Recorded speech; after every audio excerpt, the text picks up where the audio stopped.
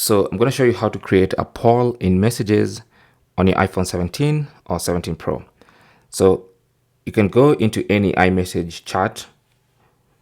So for instance, if I go to a specific chat that I know is iMessage, like this one, if you want to create a poll in this message, you just tap on the plus icon, and then from the menu, you should see polls.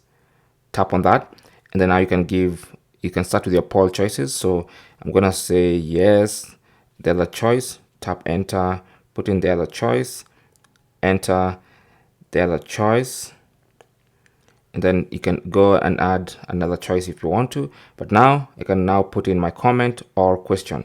So I'm gonna put in a question for this one.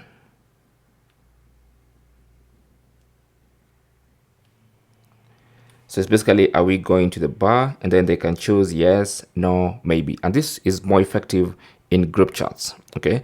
Now for one person, obviously you can just ask them directly, but for group chats, this makes so much more sense. And that's an iMessage group chat.